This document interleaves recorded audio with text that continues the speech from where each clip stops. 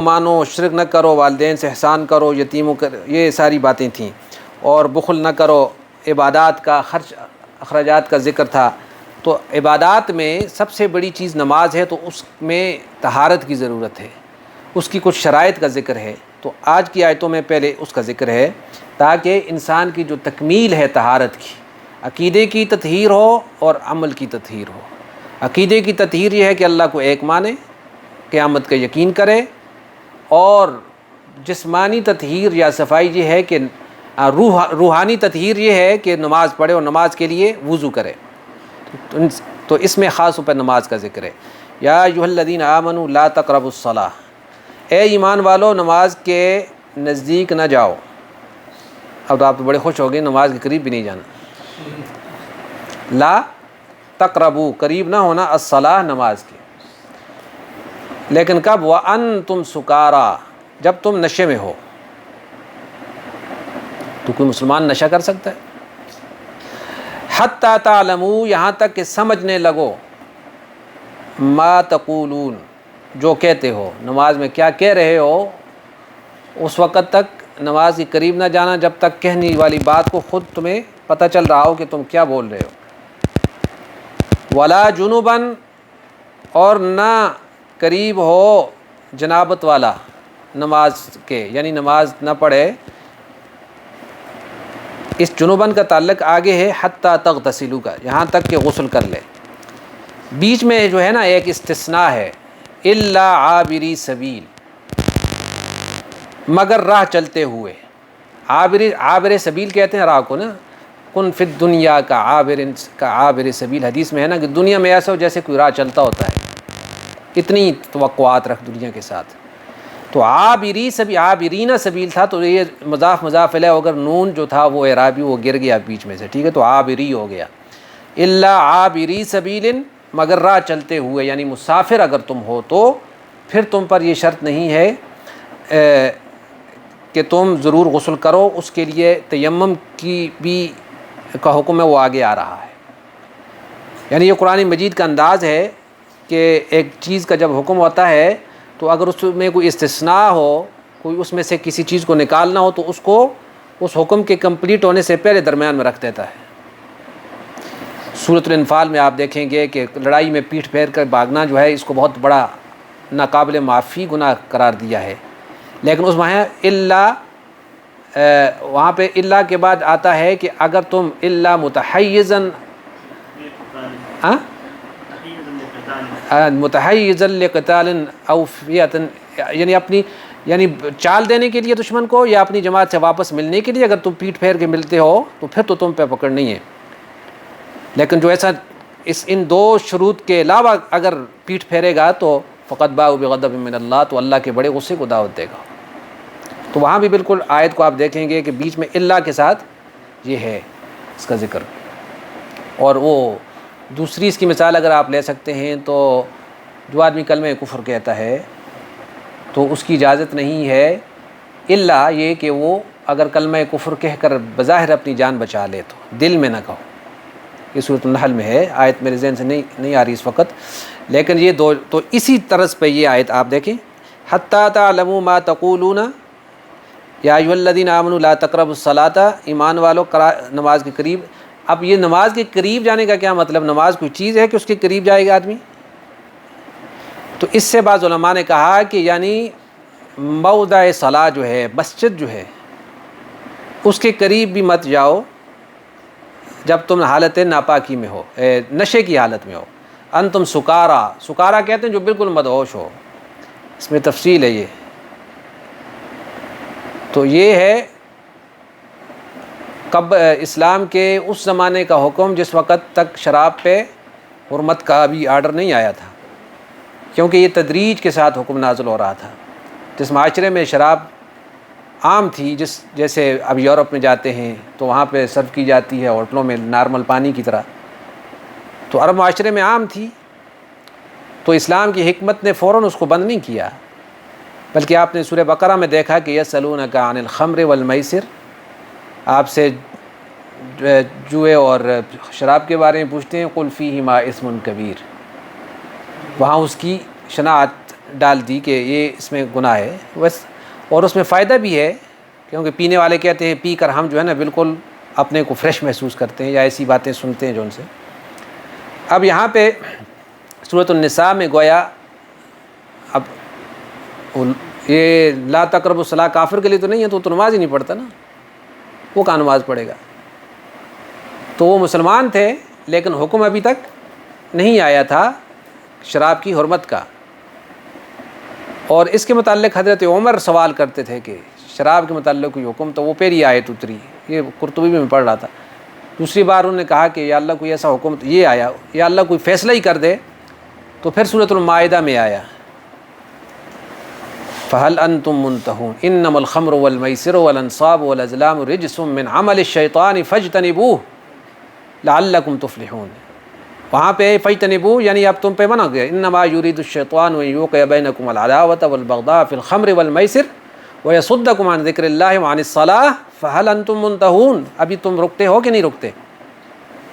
اس آیت نے حرام کر دیا اس کو، لیکن بعض نے کہا کہ اس آیت نے اس آیت کو کینسل کر دیا، جس کو منسوخ کرنا کہتے ہیں، تو منسوخ نہیں ہے یہ آیت۔ کتنے مسلمان آج بھی ہیں پیتے ہیں نا شراب، تو آج بھی ان کے لیے یہ حکم ہے کہ شراب پی کے مسجد نہ جانا جب تک تمہارا نشہ نہ اتر جائے۔ تو یا ایھا الذین آمنوا لا تقربوا الصلاۃ، نماز کیوں؟ نماز مناجات الہی کا موقع ہے، اللہ سے سرگوشی کرنے کا، باتیں کرنے کا، اور ہر وہ عمل جو جسمانیت یا حیوانیت کے قریب کا عمل ہو وہ روحانیت کے خلاف ہے۔ اتنا وہ روحانیت یا مناجات میں خلل انداز ہوتا ہے، اس لیے اس سے پاکی اختیار کرو۔ اس پاکی کا طریقہ کیا ہے کہ ایک تو اس زمانے میں جس میں ابھی تک شراب پہ حرمت کا حکم نہیں آیا، تو تم اس سے نماز پڑھو، تو اس پہلے اپنے کو ہوش و حواس قائم کرو اپنے، اس کے بعد نماز کے لیے آپ، یہ ایک بات ہوگی۔ کیونکہ بعض روایات میں کچھ ہے، ترمذی کی روایتوں میں بعض صحابہ نے مغرب کی نماز میں سورہ قل یا ایھا الکافرون پڑھی، تو اس میں لا انتم عابدون ما اعبد، یعنی اللہ ہٹا دیا کہ جن کی تم عبادت کرتے ہو ہم بھی کرتے ہیں، تو ظاہر کلمہ کفر بن گیا۔ اچھا، بعض لوگ آگے کیا ہے، حتی تعلموا ما تقولون، اس وقت تک نہ پڑھو جب تک تمہیں پتہ نہ چل جائے تم کہتے کیا ہو۔ بعض نے اس سے یہ نکالا کہ جی انسان کو لازمی پتہ ہونا چاہیے کہ وہ کیا پڑھ رہا ہے، تبھی جا کر اس کی نماز صحیح ہوگی۔ یہ مطلب نہیں ہے، مطلب یہ ہے کہ جو کلمات تم ادا کر رہے ہو وہ بہوش و حواس ادا ہونی چاہیے۔ مانا پتہ ہے نہیں پتہ، یہ ایک اچھا درجہ ہے، پتہ ہو تو، نہیں ہو تو سیکھنا چاہیے۔ لیکن کسی کو کہے کہ جی تمہیں جب تک مانا نہیں آتا تمہاری تو نماز نہیں ہوتی، وہ کہے گا اچھا نہیں آتی تو پھر میں پڑھتا ہی نہیں۔ حتی تعلموا ما تقولون، جب تک تم یہ سمجھنے لگو، اس کو سمجھنے نہ لگو جو کچھ تم کہہ رہے ہو۔ ہونا تو یہی چاہیے کہ آدمی اللہ اکبر کر کے کھڑا ہوتا ہے تو اس کو چاہیے کہ وہ سب سے پہلے یہ احساس پیدا کرے کہ میں کہاں کھڑا ہوں۔ ظاہر اس کا تعلق احساس اور سوچ کے ساتھ ہے کہ میں رب تعالیٰ کے اس حضور میں کھڑا ہوں، اور اس کے اوپر خشوع کی کیفیت طاری ہونی چاہیے۔ خشوع والی نماز جس وقت آدمی پڑھنا شروع کرتا ہے، اللہ اس کو توفیق دیتا ہے، تو اس کو ایک نماز سے 2 رکعتوں سے اپنی زندگی میں تبدیلی محسوس ہوتی ہے۔ اور اگر خشوع والی نہ ہو تو 10 سال پڑھتا رہے کوئی خاص فرق نہیں پڑتا، فرض پورا ہوتا رہتا ہے اس کا، لیکن جو دل کے اندر کی کیفیت پہ فرق پڑتا ہے وہ نہیں ہوتا۔ اس لیے تنہائی میں کبھی کبھی انسان 2 رکعتوں کی نیت کر کے خشوع والی نماز کی عادت بنائے، یہی اس کو فقد افلح المؤمنون، وہ مومن فلاح کو پہنچ گئے۔ کون سے؟ الذین هم فی صلاتهم خاشعون، جو اپنی نمازوں میں خشوع کرتے ہیں۔ تو تم سمجھ کے پڑھو، تمہیں پتہ ہونا چاہیے کہ کیا کہہ رہے ہو۔ اور اس کے بعد حکم آنے کے بعد تو ظاہر ہے کہ یہ نشے، اور نشہ جو ہے وہ ویسے بھی کسی قوم میں اگر نشہ عام ہو جائے، کسی قسم کا بھی ہو، وہ قوم تباہ ہو جاتی۔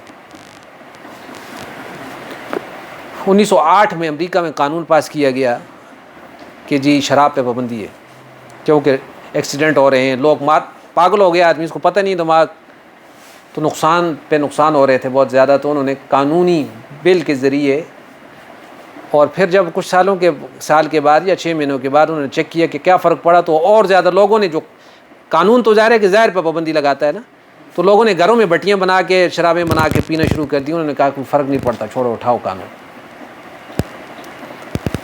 اور اکثر یورپ یہاں ایکسیڈنٹ کیوں ہوتے ہیں؟ یہاں بہت زیادہ تیز رفتاری کا نتیجہ ہوتا ہے جو ایکسیڈنٹ ہوتے ہیں. ہمارے ملکوں میں کیوں ایکسیڈنٹ ہوتے ہیں جی روڈ پہ؟ آپ کے اندازے کے مطابق کیوں ایکسیڈنٹ ہوتے ہیں؟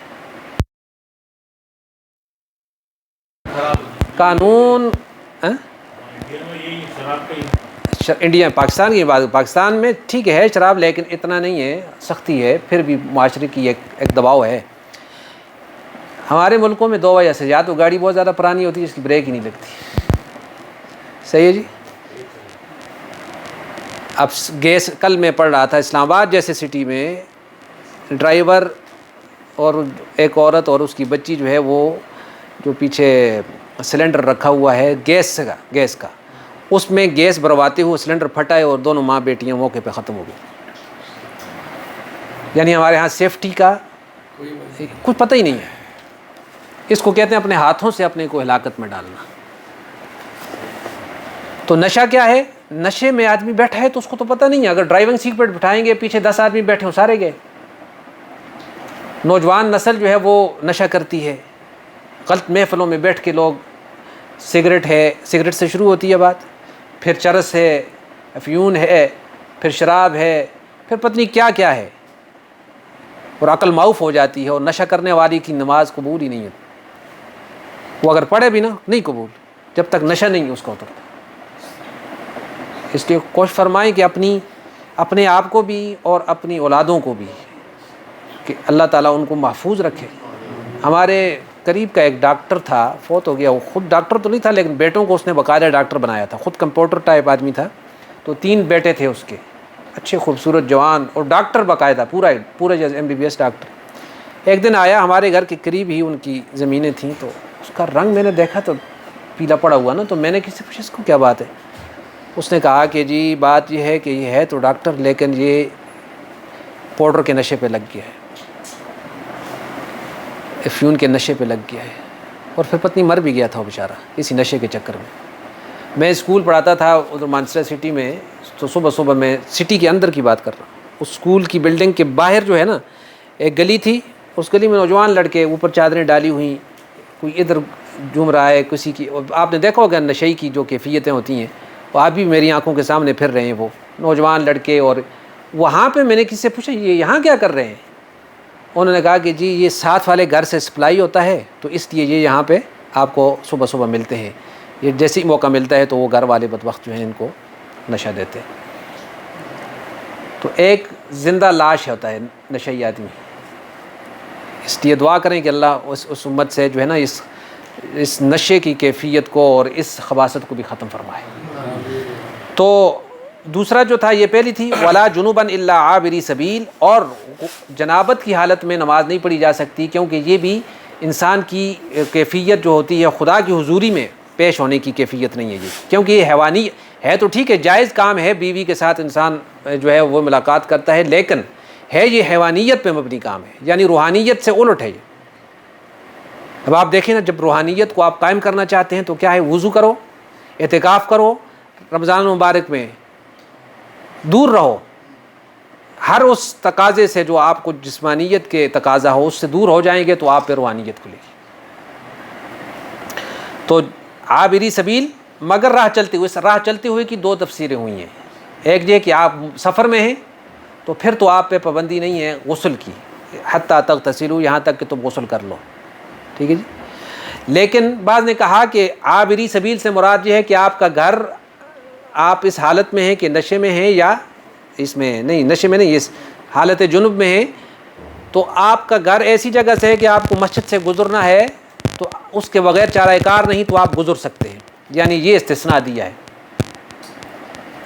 دونوں طرف بڑے بڑے لوگوں کی اس میں رائے ہے. امام ابو حنیفہ رحمۃ اللہ علیہ جو فرماتے ہیں کہ نہیں، اس سے مراد مسافر ہے کہ وہ اگر اس کو سفر میں ایسی صورت پیش آتی ہے تو وہ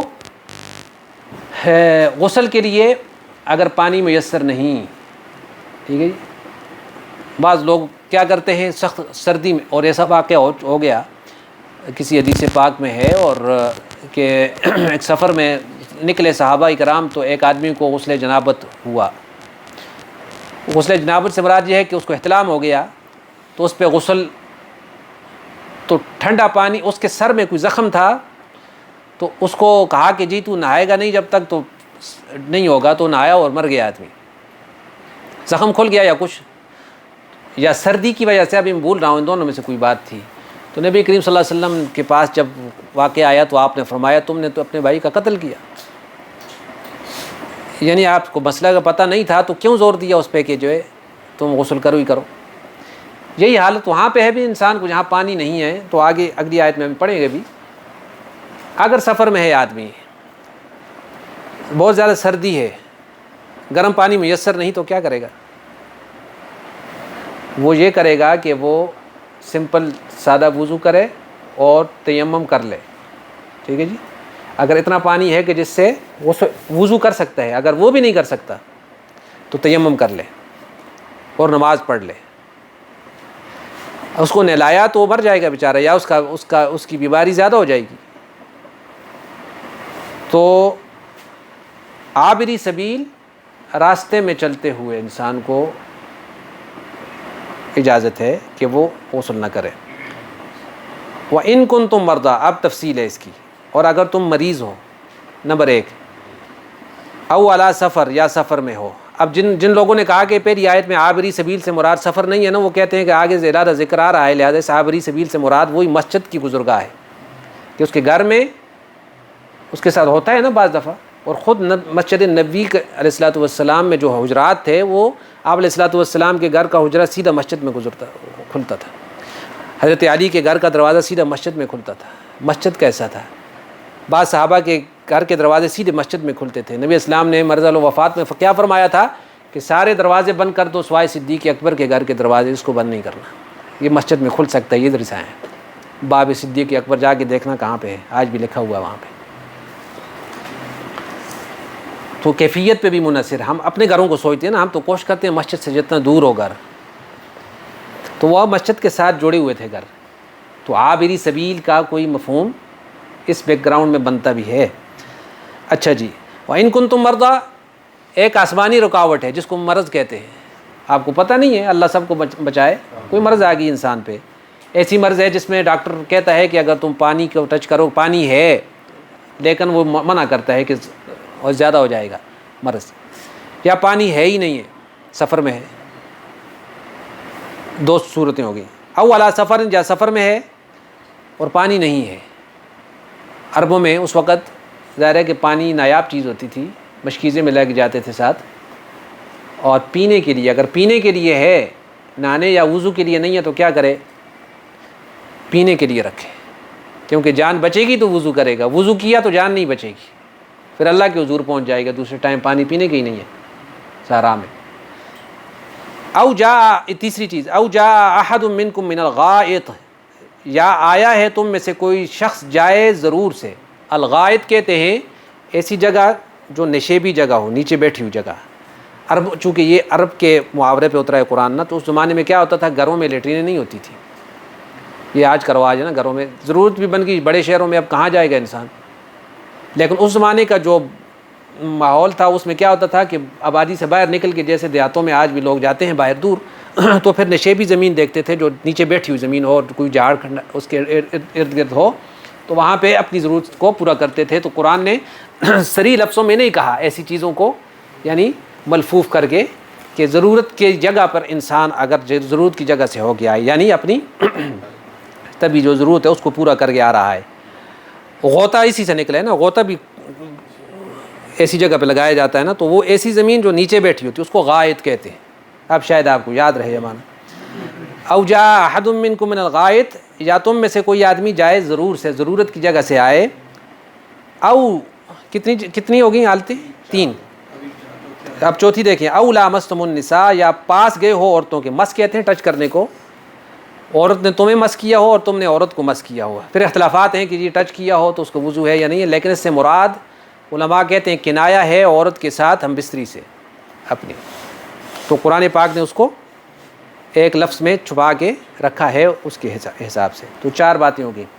یہ ساری حالتیں آپ پہ طاری ہوتی ہیں جی. مرض ہے, سفر ہے, کوئی ایسی جگہ سے آئے جہاں سے وہ اپنی ضرورت پوری کر کے آ رہا ہے, یا اپنی عورت کے پاس سے ہو کے آیا. فلم تجدوا ماء, پھر نہ ملا تم کو پانی, کیا کرے؟ فتیمموا, تو ارادہ کرو, صعیدن, صعید صاد کے ساتھ کہتے ہیں زمین کو, زمین کا جو اتلا حصہ ہوتا ہے, یہ جو اوپر کا حصہ ہے, یہ جتنی بھی زمین کی سطح ہے اس کو صعید کہتے ہیں, صعید. طیباً, پاک زمین, یعنی ایسی جگہ جو پاک ہو. ظاہر اکثر زمین کا حصہ پاک ہو, لیکن کہاں جہاں پہ گندگی پڑی ہوئی ہے وہ مراد نہیں ہے. یعنی ڈیر ہے کسی چیز کا, گندگی کا, آدمی کہے کہ یہ بھی زمین کیسے ہے جی, الٹی کھوپڑیاں بھی ہوتی ہیں نا. تو تیمم, یہاں پہ آپ نے لفظ دیکھا نا, تیمم آیا ہے نا, تیمم کا لفظ, تیمم کا لفظی معنی کیا ہے تو ارادہ کرنا, ارادے کو کہتے ہیں تیمم. ٹھیک ہے جی. تو تیمم کا ارادہ کرو, یعنی ارادہ کرو زمین پاک کا, اور اس کا طریقہ کار خود رسالت مآب صلی اللہ علیہ وسلم نے کر کے بتا دیا, حدیث میں اس کا ذکر آ گیا اور آپ لوگ جانتے بھی ہیں, پتہ ہے نا تیمم کیسے کرتے ہیں. فامسحوا, پھر ملو, مسح کرنا, ملو, بوجوہکم, اپنے منہ کو اس زمین سے ملو اپنے, یہ نہیں ہے کہ زمین پہ منہ رکھ کے ملو, ٹھیک ہے جی. وایدیکم, اور اپنے ہاتھوں کو, اور ہاتھوں اور منہ کو ملو, یعنی اس مٹی کے اوپر مار کے ہاتھ, یہ طریقہ کار ہے. مختلف ائمہ کے درمیان اس میں اختلاف واقع ہو, لیکن ظاہر ہے کہ اختلاف کو باقی چھوڑ کے یہ آپ کو طریقہ, ایک تو یہ درزیوں نے جو ہے نا یہ بڑی ڈرامہ کی ہوئے نا آدمی. اچھا دو, ایک بار ہاتھ مارا, ایک بار ہے کہ 3 بار ہے؟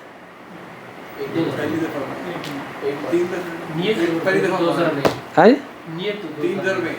ظاہر ہے کہ نیت یہی ہے نا کہ ایک بار, اور یہ اپنے یہی ہے نا منہ پہ, اگر ہے ہی نہیں ہے تو کیا ہے اس میں رہے گا, غبار ہے ہی نہیں ہے تو پھر کیا نکلے گا ہاتھ سے. صحیح جی. مقصد یہ ہے کہ کچھ نہ کچھ اس پہ غبار ہونا چاہیے, ہلکا پھلکا بھی ہو.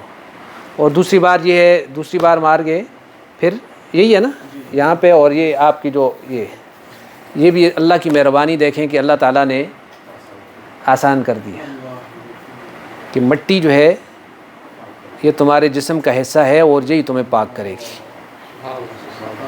یہ غبار کا ہونا لازمی ہے, ہلکا پھلکا کچھ نہ کچھ ہونا چاہیے, لیکن جہاں پر دور دور تک غبار بھی نہیں ہے, کنڈیشن ہوتی ہے نا, کہیں غبار ہی نہیں ہے تو شرط پوری کرنا ضروری ہے. جیسے سر پہ بال ہی نہ ہو تو احرام سے نکلنے کے لیے گنجے سر پہ بھی اس طرح مارنا ضروری ہے. یہ سیمنٹ کی دیوار جو ہوتی ہے, کون سی؟ میں یہ کہتا ہوں نا کہ اگر دور تک آپ دیکھتے ہیں یہی دیوار ہے اور کچھ نہیں ہے, تو پھر جو ہے حاصل ہے کوشش کرے اسی پہ جہاں پہ کچھ بن سکتا ہے, جہاں سے زیادہ سے زیادہ اسی پہ مار دیں. یہ نہیں ہے کہ اب مٹی کے لیے پھرتا رہے کہ میں سارا دن اسی میں گزر جائے. میں کہا کرتا ہوں نا لیلۃ القدر کی نشانیاں پچھلی 2 سال پہلے میں نے کہا ایک جگہ پہ بیان کیا تو کہ جی اس میں رات کو تارہ جو ہے چھوٹتا ہے, یا معتدل رات ہوتی ہے اور صبح سورج بغیر شعاع جیسے. تو ایسا بعض لوگ کیا کہتے ہیں, ساری رات بیٹھ کے دیکھتے ہیں کوئی تارہ تو نہیں چھوٹ رہا, صبح شعاع کو دیکھیں گے. جی اللہ کے بندو تمہیں یہ کہا ہے کہ عبادت کرو, تم تارہ چھوٹنا اور معتدل ہے نہیں ہے کیا ہے اس چکر میں بیٹھے ہوئے. یا قرآن کی آیت ہے کہ جو تمہارا پہلو خوابگاہوں سے جدا رہے, تو ساری رات آدمی گاڑی لے کے روڈوں پہ گھومتا رہے رمضان کی راتوں میں, تو اس کو یہ فائدہ حاصل ہو جائے گا. ایسا نہیں ہے, مطلب یہ نہیں ہے کہ صرف جاگنا ہے, تو مطلب ہے اس کو بھی حاصل کرنا ہے. تو یہاں پہ یہ مراد کیا ہے کہ غبار کچھ نہ کچھ ہونا چاہیے. مطلوب یہی ہے کہ مٹی کا کچھ اثر انسان تک پہنچے, اور اگر نہیں ہے بالفرض, ایگزامپل ایسی جگہ پہ ہے جہاں مٹی بھی نہیں ہے, اور سفر میں ہوتی ہے جہاں پہ آپ کھلی جگہ پڑے ہوتے ہیں وہاں مٹی ہوتی ہے زیادہ تر. آبادیوں میں یا ایسی جگہوں پہ جہاں پہ شیشے کے محلات ہوں تو وہاں پانی بھی اللہ کرتا ہے میسر ہوتا ہے. آبادیوں سے باہر نکلتا ہے تو پانی کا مسئلہ پیدا ہوتا ہے. یہ کن چیزوں پہ ہم کر سکتے ہیں تیمم صحیح تو یہ ہے کہ مٹی ہو, مٹی کے علاوہ مٹی کی جتنی بھی قسمیں ہیں, مثلا یہاں پہ ریت ہے فار ایگزامپل, تو بھی اگر وہاں مثلا آپ صحرا میں جا رہے ہیں یہاں تو ریتلی قسم کی مٹی ہے نا, تو یہ بھی اس کے قائم مقام ہو جائے گی. باقی ایسی چیز نہ ہو کہ جس پہ آپ ہاتھ ماریں اور جو ہے نا آپ کو کوئی تکلیف دینے والا کوئی کیمیکل یا کوئی ایسی, آج کل تو 20 چیزیں ہیں نا, ایسی چیز سے بچے. چونا مار کے آدمی جو ہے نا ہاتھ پہ مل لیے, اس میں پتہ نہیں کیا کیا چیز ہوتی ہے، آنکھیں جلنا شروع ہو گئیں، تو ایسا نہ کرے. بعض لوگ جو کہتے ہیں کہ اس کے کپڑے پہ اگر اس پہ تھوڑا بہت غبار پڑا ہو تو ٹھیک ہوگی. وہ بھی اس لیے نا، مثلا ایک مریض ہے، ہل بھی نہیں سکتا، تو کیا ہے اس کو کہیں پہ تھوڑا سا دیوار کے ساتھ کپڑے شپڑے کو مار کے اس کے سامنے رکھ دو، اسی پہ مار کے. میں کہتا ہوں نا، دیکھیں پانی سے آپ کو صرف غبار تک، غبار بھی نہیں ہے تو خدا نیت کو دیکھتا ہے کہ نیت پہ غبار تو نہیں ہونا چاہیے. بس یہ زندگی کی یہ شریعت کا حسن ہے. اس امت کے لیے اللہ تعالیٰ نے اتنی آسانی فرما دی. تو تیمم مسائل تو اس میں ہیں، اس لیے کہتے ہیں کہ 3 دن لگا کے سیکھیں جا کے. ہاں جی، دو ہی ہے نا، 3 تو نہیں ہے. وہ 3 مسئلہ کیا ہے؟ ہاں جی، ہاں اس میں سر کا مسئلہ تو نہیں ہے نا. میں نے آپ کو سنایا بہت عرصہ ہو گیا، وہ بزرگ فوت بھی ہو گئے ہیں. ایک بار ہم اپنے گاؤں سے جا رہے تھے، وہ رائے ونڈ اجتماع تھا، لگتا ہے کوئی 30-35 سال ہو گئے اس پہ. اس وقت 10-12 سال میری عمر ہو گئی. شوق ہے ہم جائیں گے جی. تو راستے میں ایک جگہ پہ، اب جگہ کا مجھے تھوڑا سا نقشہ ہے، وہ ایسے ہی صحرا تھا، ٹریفک جام ہو گئی، بڑی بڑی ٹرالیاں اور جو ہے نا بڑی گاڑیاں تھیں. تو کسی جگہ پہ کوئی ٹکر ہو گئی یا کیا ہوا، بہرحال رات 3 بجے سے لے کر صبح ہو گئی، 2-3 گھنٹے ہو گئے گاڑی کھڑی ہے. تو جو ہمارے ذمہ دار ساتھی تھے انہوں نے کہا کہ جی اٹھ کے صبح کی نماز پڑھ لیں. اب نیچے اتر کے دیکھا، 4 طرف صحرا ہے، کوئی پانی آبادی کچھ بھی نہیں ہے. تو کہتے تیمم، انہوں نے کہا تیمم کر لو. اب جو ہمیں سیکھا ہوا تھا تیمم کا طریقہ کیا. تو ان بزرگوں کو میں نے دیکھا کہ وہ جو ہے نا، انہوں نے ایسے ہاتھ مارا، اللہ بخش فوت ہی ہو گئے. اور پھر جو ہے نا انگلی مٹی کافی تھی وہاں پہ، مٹی مار کے نا تو منہ میں کلی کر رہے تھے نا. تو میں نے ان کو شاید میں نے کہا یا بہت عرصہ ہو گیا ہے، لیکن ان کو منع کیا کہ بھائی یہ ایسا نہ کریں، ایسا نہ ہو کہ اگر اس کے بعد آپ نے ایک لپ جو ہے نا مٹی کی اٹھا کے منہ پہ ماری پھر بڑا مسئلہ ہو جائے گا. تو پوچھنے میں کوئی حرج نہیں ہے. انما شفاء العی السؤال، حدیث پاک میں ہے کہ لا علمی بھی بیماری ہے اور اس کی شفا جو ہے سوال کرنا ہے. تو پاک زمین کا قصد کرے انسان، فامسحوا بوجوہکم وایدیکم، ہاتھوں اور منہ کو مل لے. یہی 2 شرطیں ہیں اس میں. نیت کرے کہ میں پاکی کے لیے، اور یہ اور منہ. ان اللہ کان عفوا غفورا، بے شک اللہ معاف کرنے والا بخشنے والا ہے. تو یہ ہو گیا. نماز کی اہمیت کی وجہ سے اس کو دوبارہ ذکر کیا. تو خدا کرے کہ ہمیں بھی نماز کی اہمیت کا پتہ چلے کہ نماز کیا ہے. ٹھیک ہے جی. تو نماز کو درست فرمائیں. 1-2 رکعتیں کم از کم، آج کل نہیں، آج ہی کوشش کریں. بہت لمبی رات ہے، ہو سکتا ہے تو ایک تہجد کی نیت کر کے سویا کریں. اور صبح کتنے بجے اذان ہوتی ہے؟ 4. تو اگر آپ 3:45 بجے بھی آدمی جاگ جائے نا، نیت کرے تو ہو جاتی ہے. 2 رکعتیں پڑھیں، یہ صالحین کا طریقہ ہے اور اللہ کے قرب کا بہت بڑا ذریعہ ہے. دل لگا کے 2 ہی رکعتیں پڑھیں، زیادہ نہ پڑھیں. ہاں پھر جس وقت آپ کا دل کرے تو پھر اس میں اضافہ کریں. تو اس میں خوب توجہ سے ایک ایک لفظ کو اپنے کو خدا کے سامنے محسوس کر کے، تو محسوس ہونے والی نماز جس وقت آپ پڑھیں گے تو اس کا اثر انشاءاللہ محسوس ہوگا. تو یہ آیت کو دوبارہ ایک بار اس کا ترجمہ دیکھ لیں. یا ایھا الذین آمنوا لا تقربوا الصلاۃ، ایمان والو نماز کے قریب مت جانا. وانتم سکارا، کیا معنی کیا تھا سکارا کا؟ جب تم نشے میں ہو. حتی تعلموا ما تقولون، یہاں تک کہ سمجھنے لگو جو کہتے ہو. یعنی منہ سے بولنا، جو بول رہے ہو اس کلمے کا پتہ ہونا چاہیے تمہیں. ولا جنباً، اور نہ جنوبی جو ہے نماز کے قریب جائے. الا عابری سبیل، مگر راہ چلتے ہوئے. حتی تغتسلوا، یہاں تک کہ غسل کر لو. یہ الا عابری سبیل میں نے آپ کو علیحدہ کر کے بتا دیا تھا. اور جنوبی جو ہے اس وقت تک نماز نہ پڑھے جہاں تک کہ غسل نہ کر لے. ہاں اگر حالت سفر میں ہو، یہ اعلیٰ مسلک امام حنیفہ میں کہتا ہوں کہ اگر سفر میں ہو تو اس کے لیے یہ ہے. ہاں اگر اس کا گھر مسجد کے قریب ہے تو اس کو اجازت ہے کہ وہ پاس ہو سکتا ہے. وَإِن كُنتُم مَرْضَىٰ أَوْ عَلَىٰ سَفَر، اگر تم میں کوئی مریض ہو یا حالت سفر میں ہو. أَوْ جَاءَ أَحَدٌ مِّنكُم مِّنَ الْغَائِطِ، اور تم میں سے کوئی آدمی جائے ضرور سے آئے او لامستم النساء، یا تم پاس گئے ہو عورتوں کے، فلم تجدوا ماء، اور پھر تم کو پانی میسر نہ ہو، فتیمموا، تو ارادہ کرو، صعیداً، زمین کا، مٹی کا، طیباً، پاک زمین کا، پاک مٹی کا، فامسحوا، تو پھر ملو، بوجوہکم، اپنے منہ کو، وایدیکم، اور اپنے ہاتھوں کو، ان اللہ کان عفوا غفورا، بے شک اللہ معاف کرنے والا بخشنے والا ہے، کہ اس کی مہربانی ہے کہ تمہارے لیے آسانی کرتی ہے۔ یہ دوبارہ ایک بار سورۃ المائدہ میں دوبارہ یہ حکم آئے گا۔ یہاں سے پھر انشاءاللہ آگے جو اگلی آیت ہے 44، اس میں یہود کو، یعنی آپ کے اس پاکیزہ نظام زندگی اور عبادت کے طریقہ کار کے مخالفین کون ہیں؟ وہ یہود ہیں، ان کا ذکر آ رہا ہے آگے، جن کو ہم نے کتاب دی تھی اور انہوں نے اس کو بیچ دیا دنیا کے بدلے میں، اور وہ تمہیں بھی چاہتے ہیں کہ اور تمہارے دشمن ہیں، اور خدا جانتا ہے ان کو کہ تمہارے دشمن۔ اور ظاہر ہے کہ آج دشمن جو کچھ کر رہا ہے وہ نہایت افسوسناک آپ دیکھ رہے ہیں جو فلسطین میں ہو رہا ہے۔ تو بطور مسلمان ہمارا آخری یہی ہے کہ ہم ان کے لیے دعا کریں کہ اے اللہ تو مظلومین کی مدد فرما اور ظالموں کو سزا، اور ہمارے حکمرانوں کو بھی، اور ہماری یہ امتحان ہے کس کا؟ مظلوم تو ظلم کا شکار ہو کے رب کے حضور پاک ہو کے پہنچ جاتا ہے، لیکن یہ امتحان اصل میں اس وقت ساری امت کے جو جتنے بھی طبقات اور جتنے ممالک ہیں، یہ ان کا امتحان ہے کہ وہ کیا کر رہے ہیں، کہ اپنے بچے کو لگنے والا کانٹا بھی انسان کو ساری رات بے چین رکھے، اور امت کے بچے گاجر مولی کی طرح کٹتے ہوئے آنکھوں سے دیکھے اور ٹس سے مس نہ ہو تو سمجھ لے کہ ایمان بہت کہیں دور ہے۔ دعا فرمائیں کہ اللہ تعالیٰ جو کہا سنا اپنی رضا کے لیے قبول فرمائے۔ الحمدللہ رب العالمین، الصلاۃ والسلام علی سید الرسل خاتم الانبیاء والمرسلین وعلی آلہ الطیبین الطاہرین وعلی من تبعهم بإحسان إلى يوم الدين۔